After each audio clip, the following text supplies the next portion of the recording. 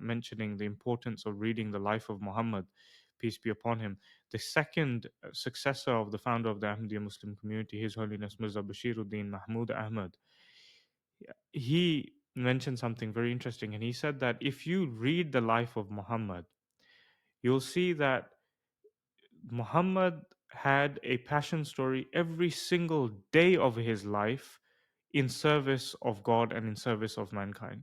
Muhammad bore the cross, where he says that where Jesus had to bear that cross once in his life at the age of around about 33 or so, and that's considered to be an immense sacrifice which moves the hearts of people towards Christianity.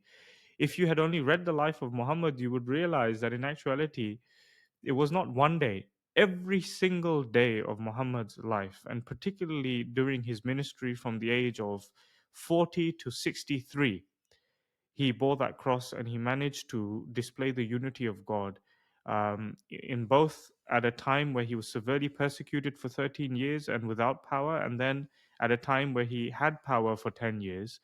And, one of the climaxes being at a time where, after being removed from Mecca and having to migrate to Medina, around 7 years later, he comes back to Mecca as, you can say, a conqueror with 10,000 followers. But interesting, he doesn't conquer Mecca like that of Genghis Khan or those who have conquered lands in the past. He comes to Mecca and openly forgives those who persecuted him and killed his fellow family members and his uncle, his wife, etc., etc., his daughters. I mean, they were responsible for such suffering and loss that he had to go through. And openly he says, La tathriba alaykum al-yawm, I forgive you all today. Why? Because I do it for the sake of God. Because what God teaches is that reformation is key, not revenge. Right? So again, we witness the Holy Prophet Muhammad, peace be upon him, behaving absolutely appropriately.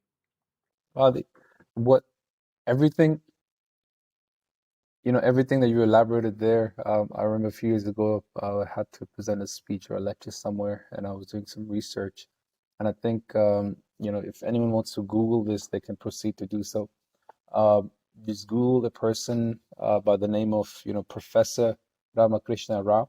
He's an Indian professor of philosophy, and he's actually written a book, Muhammad, the Prophet of Islam. And he refers to Muhammad, peace be upon him, as the perfect role model for human life. Perfect role model for human life for all time to come. So not only this day and age, but for all time to come. And one of the greatest examples he gives is the example that you've just given, right now to the viewers, in regards to, for 13 years he's persecuted in Mecca. He's had his relatives, he's had his friends, colleagues, people he's loved, mercilessly martyred, killed. And then for another 7 or so years in Medina, he migrates, he leaves his home, his land, his property, his beloved city, and he migrates to a different city, but still he's not left at peace. Still his loved ones, his relatives, his his family, his friends, companions, they're killed. And Ramakrishna Rao, he, in the most eloquent of ways, he draws up this whole emotion of, these 13 years of persecution in Mecca, 7 years in Medina. And now he finally enters, Mecca as a conqueror. And we've got the history before us, what the conquerors of the past have done when they have conquered a city. We've got the history of Caesars, before us. And, then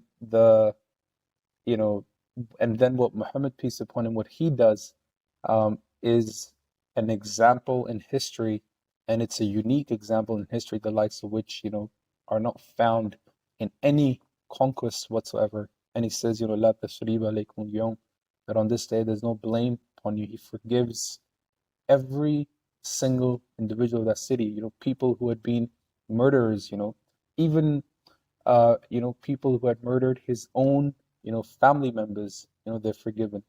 And Professor Ramakrishna Rao, he he, in the most eloquent of ways, he explains all of this and he presents, the case for Muhammad, peace upon him, being an example for all mankind, for all of, human life. So if anyone wants to look that up, that's Muhammad, the Prophet of Islam, by Professor Ramakrishna Rao.